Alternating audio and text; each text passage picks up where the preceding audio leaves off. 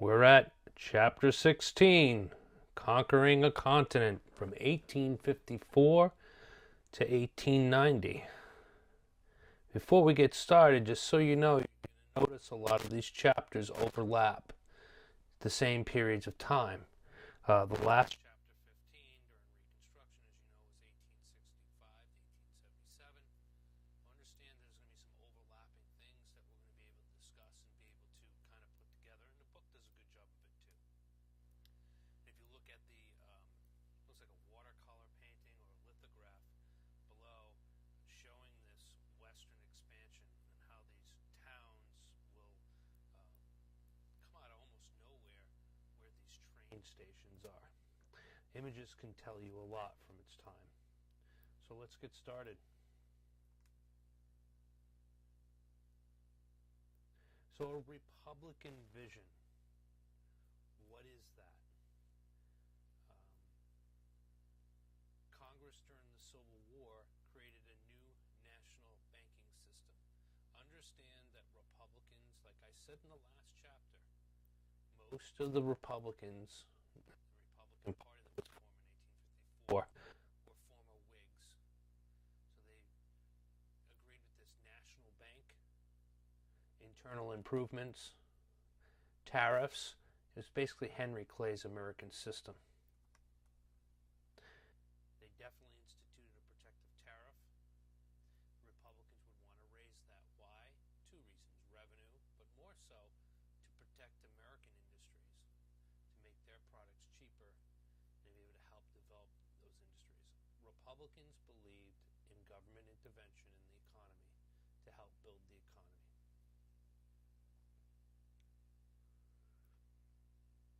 So the new union in the world is the next section here. After the Civil War, America sought to extend beyond its borders. As they're reconstructing the country, starting to unite, lack of a better term, the United States wanted to become more of a world player. In Japan, Commodore Matthew Perry negotiated the Treaty Kanagawa, where the United States could refuel ships, started in two Japanese ports, and later could trade with Japan.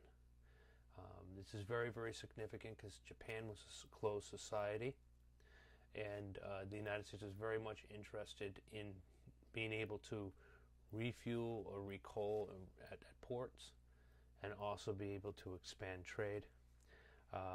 Matthew Perry is seen as a hero not only to Americans in the West in particular, but to the Japanese people for opening Japan up to the world. Most Americans did not want conquest, but rather advocated increased trade. You need to understand the main reason for most in the United States wanting to expand influence overseas was to make money and to be able to trade and expand their businesses. We'll see later on there'll be others that was into this whole military might kind of thing. But at the very beginning, it was about increased trade, and there were others too that wanted to expand Christianity. And there we go. The Burlingame Treaty protected the United States missionaries in China, and then in turn protecting the emigration of Chinese into the United States, which would be cheap labor, helped build the railroads, worked some of the more tougher farming jobs and mining out in California and in other parts of the West. Then also would be the purchase of Alaska, the Alaska Purchase. William Seward actually, the book tells us, actually foresaw a lot of the future dealings the United States would have in the Pacific and around the world. He predicted a Panama Canal. He predicted the United States will continue to want to expand its reach throughout the world. He looked at Alaska as a start of that. It was ridiculed as Seward's Folly or Seward's Icebox because of the Arctic nature of Alaska. But as we know today, Alaska has proven to be very, very valuable with gold and diamonds, not diamonds, gold and oil and other valuable minerals and deposits that has not only enriched the country, but it's actually enriched Alaska.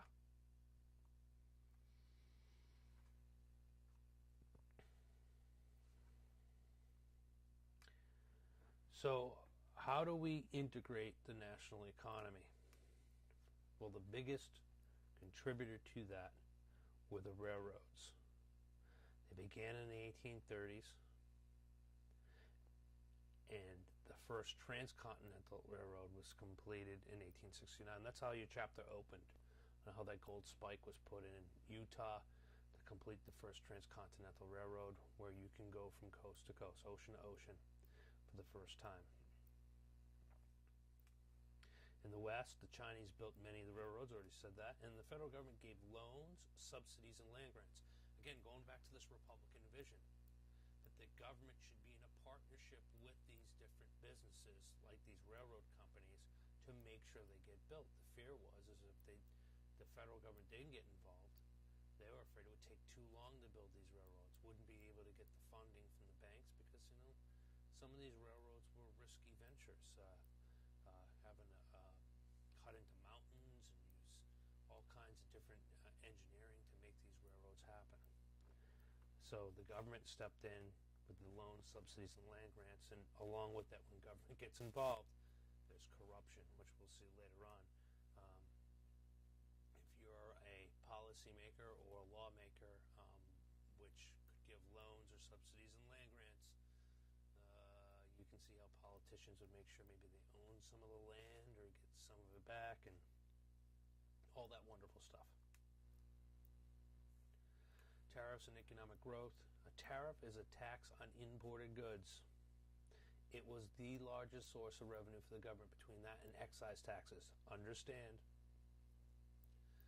there was no income tax.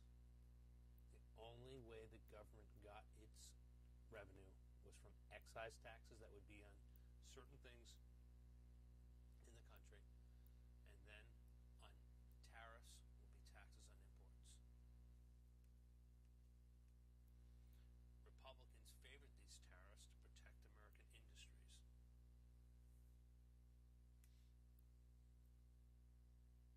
So what was the role of the courts in this? Munn versus Illinois, Supreme Court ruled that states could regulate certain businesses, specifically railroads. Later they would overturn it because there was a concern that the states could get out of control in the regulation, and of course the businesses would make that claim. Some was probably right, and some probably wasn't so right.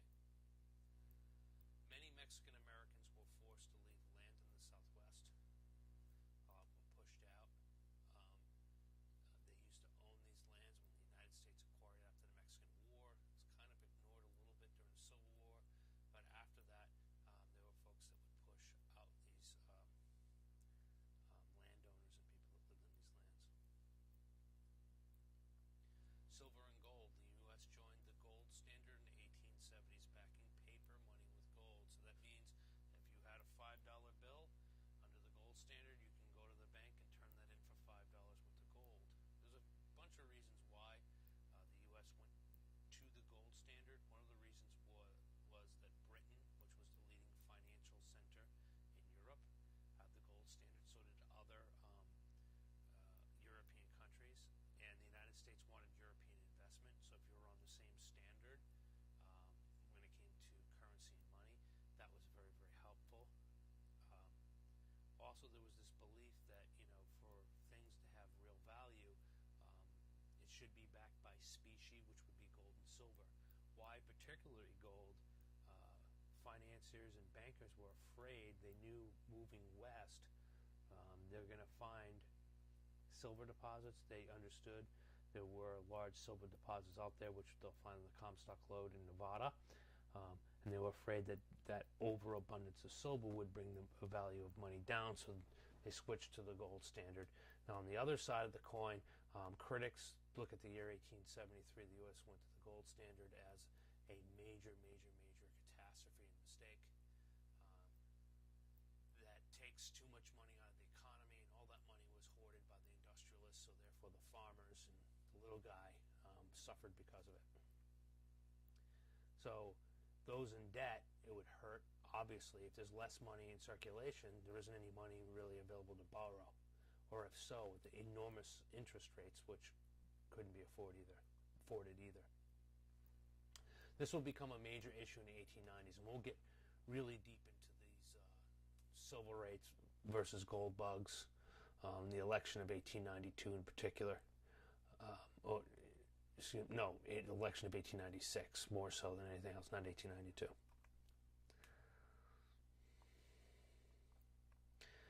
Land Acts during the time. The Homestead Act of 1862. Under the Homestead Act, this was designed to populate the West. If you could get 160 acres of land to those willing to move west and improve the property. Then you have the Morrill Act of 1862, allowed states to sell land and use the money for colleges and universities. Because of that, we have the University of Massachusetts under the Morrill Act, the University of Rhode Island, the University of Connecticut. Most of the state universities, one thing under the Morrill Act too, is that these colleges under the act originally, and it still stays, had to have an agricultural school. And that made sense at the time because the main source of income for most was still involved in agriculture. So UMass and URI and UConn, I'm just using those three as examples, and I'm sure University of New Hampshire does also, has a really, really good school that has to do with agriculture, horticulture, things to do with that. When you go further south, it's even more significant because agriculture plays even a greater role in those state economies. So the Homestead Act and the Morrill Act, I'm pretty sure they were passed pretty much around the same time, maybe within the same month. They understood that they'd be hand in hand.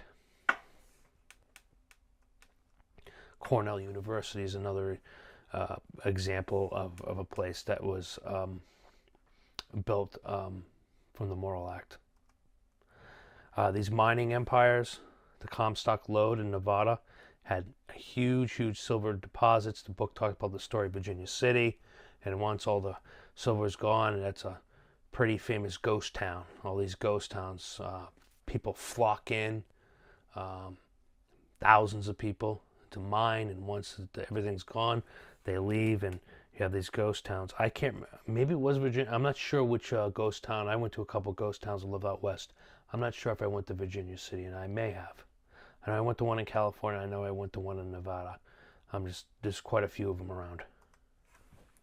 The timber industries grew in the Northwest also and altered the environment, particularly Washington, Oregon, Northern California. Altered the environment, not all negative. I would say probably in the 19th century, there wasn't a lot of knowledge how to reforest as well as they could. I could say now in the 20th century, reforestation from mining timber or harvesting timber is a very, very good science, and actually timber companies do a very good job with it. We probably can't say that about the 19th century we're looking at now.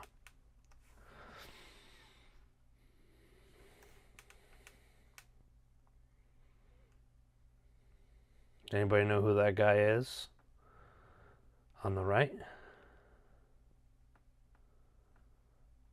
I'll tell you after. Cattlemen on the plains. Bison rapidly depleted in the 1870s. There's an estimate that there were less than 200 bison left. Hunting was a sport. Bison was used for furs and meat, so you could say they were overhunted. And you have cattle ranchers. It's going to be a big, big, big business, a long drive. Herding cattle hundreds of miles north to railroads to sell. Now, what's going to develop as the stockyards for cattle is going to be in Chicago and still pretty much is. A lot of your beef will come from the South, Midwest. Now they're put on trains and brought to Chicago. But some of these herding cattle will literally be done by cowboys on horses with the lassos and everything and rope, and herding the cattle up to Chicago or other stockyards to be put to, let's call it, processing. Barbed wire also allowed farmers to abandon the long drive. So if you have barbed wire, now you can keep cattle, later sheep and others, horses, contained. With that, it was a cheap way to keep them contained. It led to altering of the Great Plains environment with all of this herding and grazing of cattle. You have the blizzard of 1886 and 1887 left many cowboys broke. And one of those cowboys didn't go broke but lost a lot of money is the man in the picture on the right, and that is a young Teddy Roosevelt, or Theodore Roosevelt.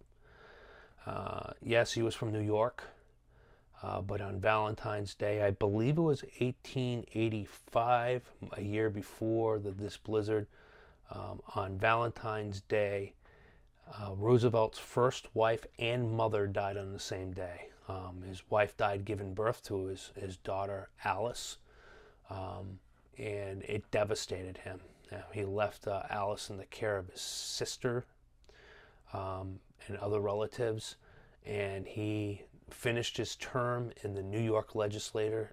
He was a state representative, and he wanted to get away, and so what he did is he went to the Badlands in an area in the Dakotas. I believe it's North Dakota. It might be South Dakota. I can't remember, but he went to the Badlands, and he invested in cattle. He had money. He came from old money, old Dutch money. Roosevelt family, all the different parts of the family were wealthy. That blizzard of 1886 and 1887 wiped out his entire investment. So it didn't make him broke, but he lost a lot of money. And then he ended up coming back to New York and became police commissioner, ran for mayor of New York and lost. Got involved in the Spanish-American War, made himself a hero, came back, governor of New York, vice president and president of the United States. Also, eventually, these railroads, I know I went on a tangent there, railroads extended into Texas and cities developed along the railroad tracks. So these railroads were developed for the cattle cattle industry. And as these railroads are built throughout the country, new cities, large towns will grow up, lack of a better term, appear almost overnight. If you look at Chicago, Chicago became the center of all these railroads. Chicago turned into a massive city in a very short period of time. So when you look at the West, even Southwest, Midwest, the upper Midwest, a lot of these areas grew so fast. That's an important thing to understand, and because of that, it left some of these areas vulnerable when economic times got tough.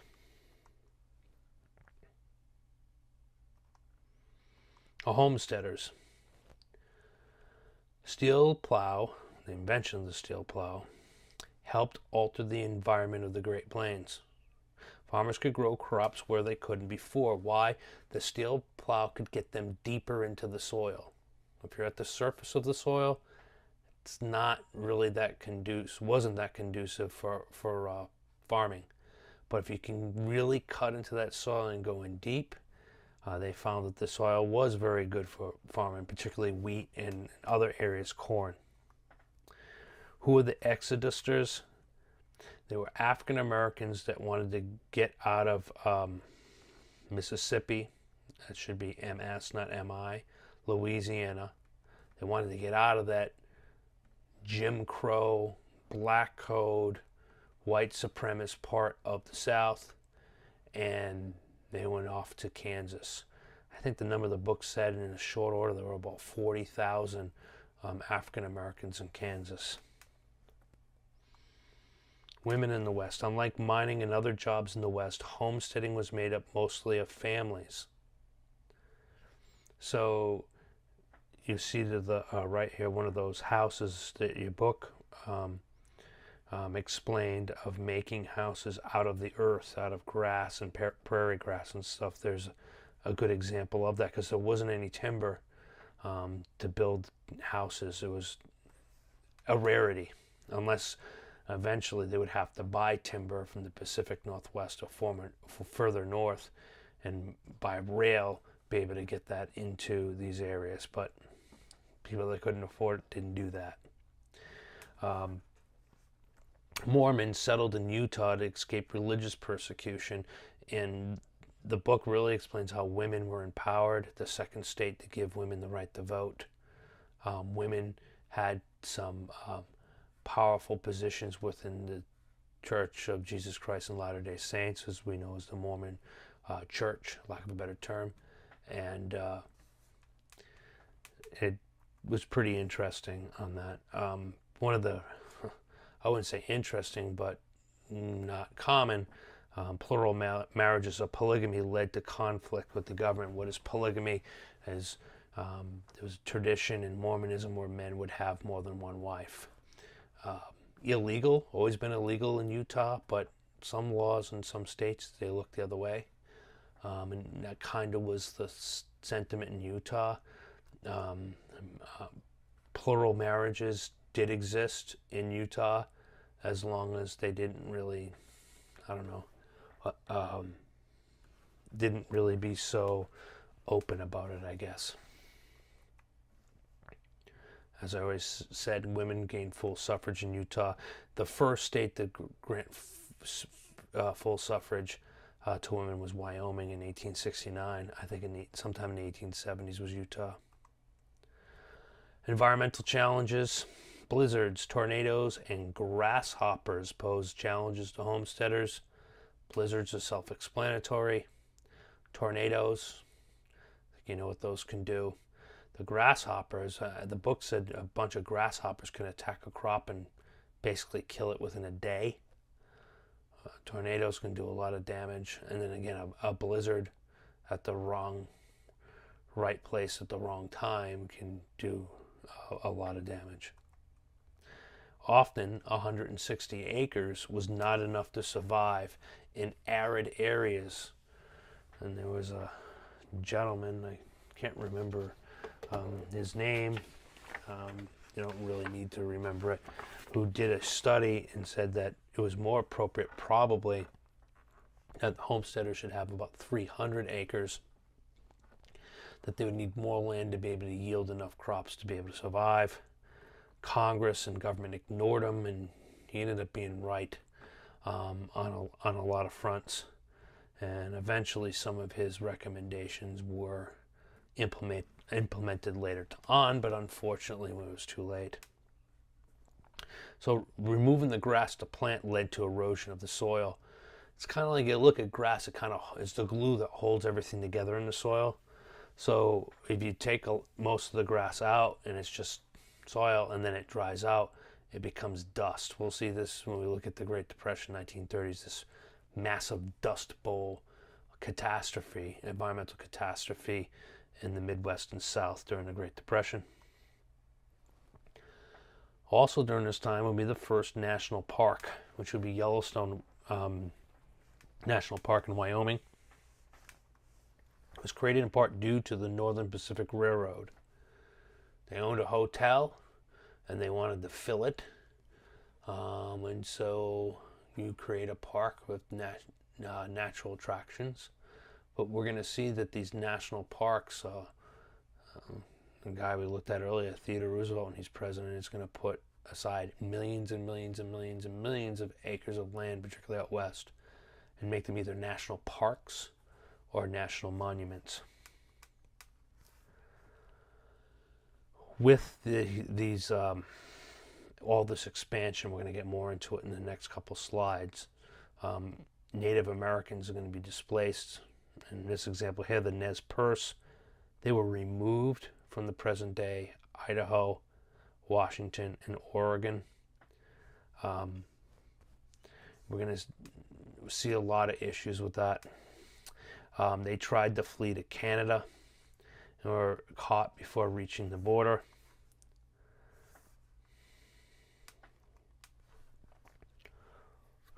So during the Civil War with Indians on the plains, the Dakota Sioux were paid to give up land in Minnesota. Most of the funds never went to them. A lot of broken promises. As they always say, in a conflict, there's three sides to every story. You could say that both sides are to blame, put that in quotations. But the United States, I think because they looked at themselves as superior, the white race is superior, there's a part of racism there and cultural bias. I would have to say, especially, not living up to obligations that you made to people. I would tilt the scale against what the Americans were doing overall. So you had the Sand Creek Massacre on November 29th of 1864, where a Colorado militia attacked the Cheyenne Indians, killed over 100, mostly women and children. Why? Because the men were out hunting. Some of the explanations in the book and quotes were very disturbing.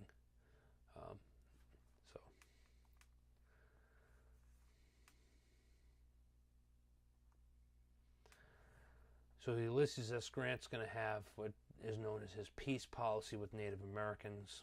Some reformers believe that natives could be equal with whites. So what does that mean? Well, in their mind, the way you can be equal with whites is adopt white customs and traditions, which you could see as controversial.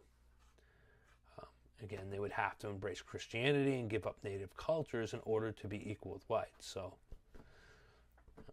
depends on how you look at equal and what that means, and you can decide on that, how you feel about that. One of the things that was created was Indian border schools, and the purpose of that was acculturation, to adopt white ways. It's different from assimilation, is to adopt an existing culture.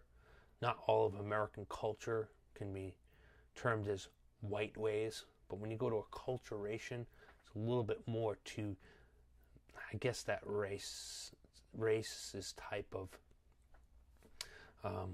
ways or customs or traditions. It's more racial than, let's say, societal. Many natives were encouraged to send their children to boarding schools. It was English only. They had to cut their hair, and there were some examples in the book where a young man said when he was a boy that, trying to make me look like a white child, a white boy. Then you have Lone Wolf versus Hitchcock in 1903, where Congress could make any native policies it wanted. Okay. There'll be an argument, does the Constitution actually apply different protections to Native Americans?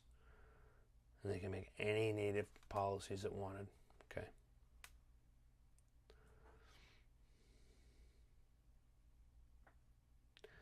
Just look at this. Indian land for sale. Get a home of your own. Easy payments. Perfect title. Possession within 30 days. Fine lands in the West. Irrigated or can be irrigated. Grazing. Agricultural. Dry farming. 1910, the Department of the Interior sold under seal bids allotted Indian land as follows. And there's different places underneath there, which we cut off here. So breaking up tribal lands. The Dawes Act is a means to sever the Native Americans from lands. Native tribes were dissolved. Again, the idea is that Native Americans can become part of the society through acculturation, but the other attempt here was to break up these native tribes. The heads of families would receive 160 acres of land. Again, basically applying the Homestead Act in a different way to Native Americans. Their lives would change. Hunting to farmers. Instead of being hunter-gatherers or hunters, they became farmers. Most of their land was lost. 66% of their native lands was lost between 1880 and 1930.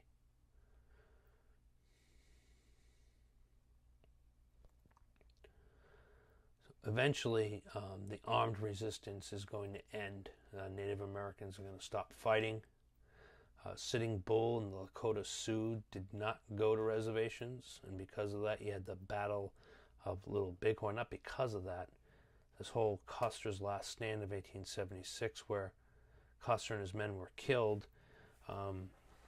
Sitting Bull basically set him up, and Custer went in with about 200 of his men, and everyone to the man was massacred or killed. Sitting Bull's pretty much the symbol of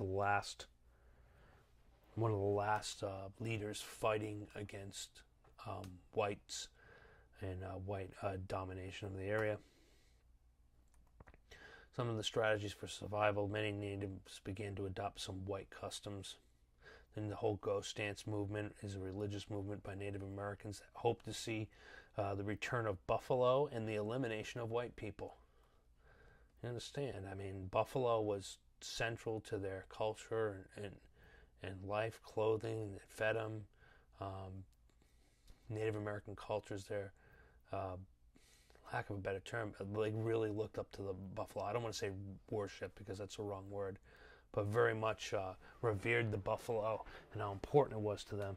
And then they look at the whites coming to America as the beginning and the end to their tribes and civilization. When we circle back to the beginning, when the Europeans first came here, one of the biggest things that took out millions of Native Americans was the spread of disease. So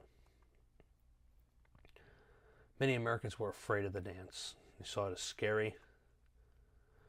The United States government will order an end to it.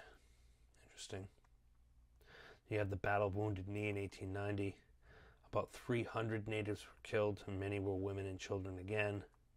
And that was pretty much the end of armed resistance by Native Americans in the West in particular. And then lastly, we have the famous Frontier Thesis by Frederick Jackson Turner. He was a history professor at University of Wisconsin, I believe. And where his thesis said the end of the frontier ended a unique era in U.S. history, where the frontier contributed to the American identity and helped to make American society different from Europe. And what made it different was you could always move somewhere else. If you're not making it in a certain place, you can move west and start over. And here's the quote here: up to our own day, American history has been in a large degree the history of the colonization of the Great West.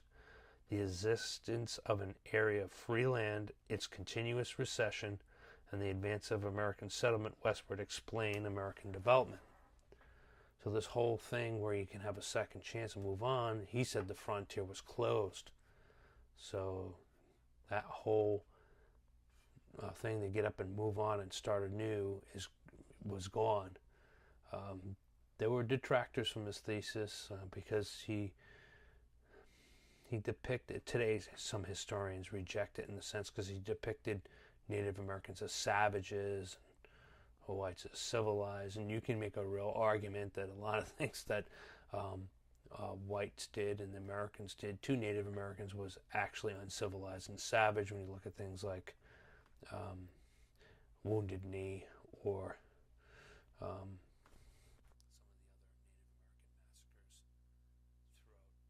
history, going all the way back to the massacre at Mystic by the British in Mystic, Connecticut. So, but overall, the whole concept that if there isn't a place where you can get up and move west, that frontier is gone, that thesis makes sense to me. Ever since, even before the United States came to be, when there were colonies, there were always people at the edge of the frontier and discovering and pushing ahead a new opportunity. So the thesis is definitely still influential. I don't know as influential as it used to be, but it definitely is. So again, a quick review. The U.S. sought to trade beyond its borders post Manifest Destiny, and you remember Manifest Destiny from last year. Picture an extension of that to other countries for trade, and being able to have fuel stops for ships. It's going to become even more so later on in the 19th and turning into the 20th century, particularly with China and Japan, with this expansion to Asia. The government of Western settlement, the railroads and the land grants, the Homestead Act and the Morrill Land Act, those are all important and interrelated. The railroads would get you to these areas where you'd get, the railroad companies would get land grants from the government. Also the government, the Homestead Act, assisting settlement. Look at the federal government intervention. And intervention, I don't mean that in a negative way, but involvement in the populating of the West. Railroads get you there. The land grants have the railroads the ability to build those railroads through there, and that's all from government action, either federal or state. The Homestead Act to get people to settle. And look, if you have people settling in an area and a bunch of people, well, guess what? You need a university system. You have a new state, you need to be able to educate people about how to properly build your economy. And what was the economy? It was agriculture. That's why these state universities have a agricultural school and have that component. Republicans will raise tariffs. Why? To support the businesses that are being created, the industries actually, which would be eventually steel. Before that would be timber. Different types of manufacturing, metals, mining and that kind of stuff, and to be able to protect those interests. Textiles, not letting the Europeans hit the markets with lower priced goods. The Native and U.S. government conflicts, you have Sand Creek and Wounded Knee. Then you had the Dawes Act, which, again, the Dawes Act is seen as a disaster, breaking up all these tribes. And a lot of the wrongs from the Dawes Act will not be corrected until what they call the Native American or the Indian New Deal in the 1930s. You have the Frontier Thesis, again from Frederick Jackson Turner, that this frontier is closed and American history won't be the same. Again, if you have any specific questions from this chapter 16 when you're taking your notes and notating and preparing, make sure you write those questions down and ask them during class or email me. It's probably better if you ask them during class because then I'll be able to, usually if one person has questions, more than one person has questions. So I'll be able to go from there. So that's it for chapter 16, and until next time, thank you.